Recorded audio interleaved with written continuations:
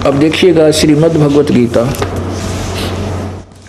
ये श्रीमद् भगवत गीता तृतीय अध्याय अथ तृतीय अध्याय। इसमें प्रथम मंत्र में कहा है, अर्जुन ने पूछा, हे जनार्दन, यदि आपको कर्म की अपेक्षा ज्ञान श्रेष्ठ मान्य है तो फिर हे केशव, मुझे भयंकर कर्मों में क्यों लगाते हैं, मुझे युद्ध के लिए क्यों प्रेरित कर रहे हो। अब यहां ये क्या कहता है, दो में अर्जुन कहता है कि मिले हुए से वचनों से, आपके ये दोगले से वचनों से मेरी बुद्धि को, आप मिले हुए से वचनों से मेरी बुद्धि को मानो मोहित कर रहे हैं। उस एक बात को निश्चय करके कहिए जिससे मैं कल्याण को प्राप्त हूं। अब यहां श्री भगवान बोले,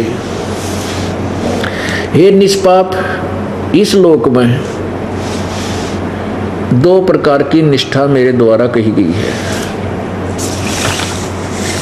पहले कही गई है। उनमें से सांख्य योगी की तो निष्ठा तो सांख्य ज्ञान योग से और योगियों की निष्ठा कर्म योग से होती है। आगे देखो, अब चौथे में कहा है कि मनुष्य न तो कर्म का प्रारंभ किए बिना निष्कर्मता को प्राप्त होता है, यानी योग निष्ठा को प्राप्त होता है, और न कर्मों का केवल त्याग मात्र से सिद्धि यानी सांख्य निष्ठा को प्राप्त होता है। पांचवें में कहा है, निसंदेह कोई भी मनुष्य किसी भी काल में क्षण मात्र भी बिना कर्म के नहीं रहता, क्योंकि सारा संसार, सारा मनुष्य समुदाय प्रकृति जनित गुणों द्वारा परवश किया हुआ कर्म करने के लिए बाध्य किया जाता है। अब छठे में, जो मूढ़ बुद्धि मनुष्य समस्त इंद्रियों को हठपूर्वक ऊपर से रोककर मन से इंद्रियों का चिंतन करता है, वह मिथ्याचारी और दंभी कहलाता है। अब देखो, जो मूढ़ बुद्धि, जो मूर्ख व्यक्ति कर्म इंद्रियों को हठपूर्वक रोककर मन से इंद्रियों का चिंतन करता रहता है, वह मिथ्याचारी अर्थात दंभी कहलाता है। कहने का भाव यह कि जो एक स्थान पर बैठ कर हठपूर्वक आसन लगाकर और हठ योग करने की चेष्टा करता है, मन रोकने की चेष्टा करता है, उसके विषय में कहा कि वो तो मिथ्याचारी दंभी अर्थात पाखंडी है। सातवें में कहा कि किंतु अर्जुन, जो पुरुष मन से इंद्रियों को वश में करके और अनासक्त हुआ समस्त इंद्रियों द्वारा कर्म योग का आचरण करता है, यानी अपनी इंद्रियां न रोक ले और कर्म योग माने काम करते करते भगवान की भक्ति करता है, वह श्रेष्ठ है। काम करते, कर्म योग माने काम करते करते, ना कि किसी स्थान पर बैठकर कर्म योग का आचरण करता हुआ, कर्म योग माने अपना स्वाभाविक कर्म करता हुआ, वही श्रेष्ठ है। आगे देखो, आठवें में कहा है, तू शास्त्र विहित कर्तव्य कर्म कर, क्योंकि कर्म ना करने की अपेक्षा कर्म करना श्रेष्ठ, तथा कर्म न करने से तेरा निर्वाह, शरीर निर्वाह भी तो नहीं सिद्ध होगा, यानी तेरा पेट कैसे पड़ेगा। ये तो बिल्कुल सही, ये है वेद अनुसार ज्ञान जो ब्रह्म ने दिया है। और आगे 5वें अध्याय में इसने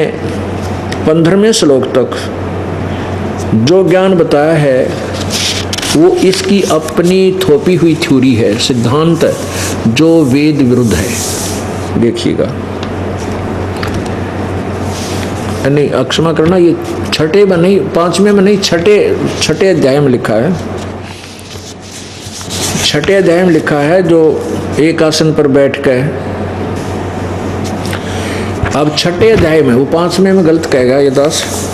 छठे अध्याय में उस तीसरे अध्याय के विपरीत ज्ञान दिया है। तीसरे अध्याय के 1 से लेकर जो 8वां वर्णन है उसके विपरीत अब अध्याय नंबर 6 के श्रीमद् भगवद गीता के अब 10, 11, 12, 13, 14 में जो इसने 15 तक ज्ञान दिया है वो इसका अपना ज्ञान है। अब देखना, ये अध्याय नंबर 6 श्लोक नंबर 10 से प्रारंभ करें। मन और इंद्रियों सहित शरीर को वश में रखने वाला आशा रहित संग्रह रहित योगी अकेला ही एकांत स्थान में स्थिर होकर आत्मा को निरंतर लगावे, परमात्मा में लगावे, और शुद्ध भूमि में जिसके ऊपर कर्म से कुशा मृगछाला और वस्त्र बिछे हैं, न बहुत ऊंचा और न बहुत नीचा, ऐसे अपने आसन को स्थिर करके उस आसन पर बैठकर चित्त और इंद्रियों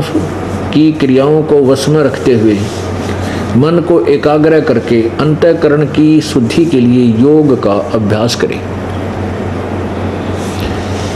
13वें में कहा कि काया, सिर और गले को समान अचल धारण करके और शिथिर होकर अपनी नासाग्रे यानी नासिका के अग्रभाग पर, नाक के अगले हिस्से पर दृष्टि जमाकर दिशाओं को न देखता हुआ ब्रह्मचारी के व्रत में स्थित भय रहित भली भांति शांत अंतःकरण वाला सावधान योगी मन को रोक कर मुझ में चित्त वाला मेरे प्राण होकर स्थित हुआ है। वश में किए हुए मन वाला योगी इस प्रकार आत्मा को निरंतर सदा निरंतर मुझ परमेश्वर स्वरूप लगाता हुआ मुझ में रहने वाली परमानंद की पराकाष्ठ निर्वाण परमाम शांति को प्राप्त होता है। अब यहाँ देखो, अब निर्वाण परमाम का अर्थ परमानंद की पराकाष्ठ रूप शांति को प्राप्त होता है। निर्वाण परमाम, इसका वास्तविक अर्थ तो ये समझना चाहिए कि ये शांति जो इस ब्रह्म की साधना से प्राप्त होती है, जो ब्रह्म की साधना से जो शांति, ये कह रहा है मेरी साधना ऐसे करे और उसे निर्वाण प्रमाम शांति को प्राप्त होता है। निर्वाण प्रमाम का अर्थ होता है, निर्वाण माने मृत्यु, मोक्ष यानी बिल्कुल समाप्त हो जाना, खत्म हो जाना। और अब यदि इस शांति को सर्वश्रेष्ठ माने तो ये गीता ज्ञानदाता 18वें अध्याय के 62वें श्लोक में कहता है कि अर्जुन, तू सर्वभाव से उस परमेश्वर की शरण में जा जिसकी कृपा से तू परम शांति और शाश्वत स्थान अर्थात शाश्वतम स्थानम यानी सदा रहने वाले सनातन परमधाम अर्थात सत्यलोक को प्राप्त होगा। तो इससे सिद्ध है कि ये जो दो तरह का ज्ञान है, ये काल ने अपने अटकल लगाई है अपने तक सीमित रखने के लिए, और उस परमात्मा की शरण में जाने के लिए छोड़ दिया। चौथे अध्याय के 34वें श्लोक में कि उन तत्वदर्शी संतों से उस तत्व ज्ञान को प्राप्त कर, जो चौथे अध्याय के 32वें श्लोक में लिखा है कि वो सच्चिदानंद घन की वाणी में ब्रह्मणे मुखे, ब्रह्मणे माने अनुवादकर्ताओं ने वेद वाणी लिख दी, नहीं, ब्रह्मणे मुखे का अर्थ है सच्चिदानंद घन की वाणी में, क्योंकि 17वें अध्याय के 23वें श्लोक में ब्रह्मणे का अर्थ खुद इन्होंने सच्चिदानंद घन परमात्मा किया है। तो यहाँ सच्चिदानंद घन परमात्मा की वाणी में विस्तार से लिखा वो तत्व ज्ञान पूर्ण परमेश्वर के पाने का, तो उस ज्ञान को तत्वदर्शी संतों के लिए छोड़ दिया। इसलिए इस काल ने अपने यहाँ उलझाए रखने के लिए अपने सत्र का ज्ञान और अपना भी विधान अलग से वेदों के विरुद्ध भी बताया है और वेदों अनुसार भी बताया है। तो इस गीता जी में जो वेदों विरुद्ध जो ज्ञान है, जैसे अधिक नहीं है, जो युद्ध कराने के लिए और काल को यहाँ अर्जुन को यहाँ भ्रमित रखने के लिए इसने कुछ एक ज्ञान ऐसा दे दिया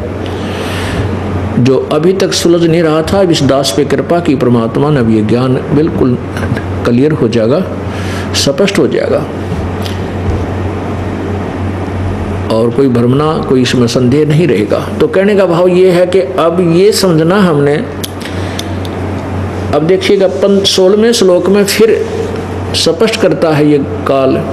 कि अब फिर कहता है कि न तो एकांत स्थान पर बैठने से योग पूर्ण हो सकता, और खुद कह भी रहा है कि एकांत स्थान पर बैठो। अब देखो इसी के छठे के 16वें में देखो, अध्याय नंबर 6 के श्लोक 16 में, अब 15 हमने पढ़ लिया। अब कहता मुझ में रहने वाली या मेरे तक रहने वाली ही शांति प्राप्त होती। काल तक रह गया तो शांति नाम की चीज ही नहीं है, जन्म मृत्यु कर्म दंड ज्यों का त्यों रह जाता। अब 16वें में कहा है कि अर्जुन यह योग न तो बहुत खाने वाले का और न बिल्कुल न खाने वाले का, यानी न तो, अब यह एकांतम है ना, ये देखो, न अति अंश असनत तु योग अस्ति च न एकांतम अनसत न अनसत, यानी अर्च एकांतम। अब एकांतम का अर्थ इन्होंने इकट्ठा कर दिया, बिल्कुल कर दिया। अब एकांतम माने एकांत स्थान पर भी बैठने वाले का योग पूर्ण नहीं होता, न घना खाने वाले का और न बिल्कुल न खाने वाले का, न तो अधिक खाने वाले का या बिल्कुल न खाने वाले का, और न एकांत स्थान पर बैठने वाले का, और न ज़्यादा सोने और आलसी का सोने वाले का, और न अधिक जागने वाले का ये योग सफल होता है। अब यहाँ अपने आप कह रहा है कि ना तो अधिक खाने वाले का, ना बिल्कुल ना खाना यानी व्रत रखने वाले का, एकांत मन एक स्थान पर बैठकर साधना करने वाले का, ना घना जागने वाले का, ना ज़्यादा सोने वाले का, ये योग सफल नहीं होता।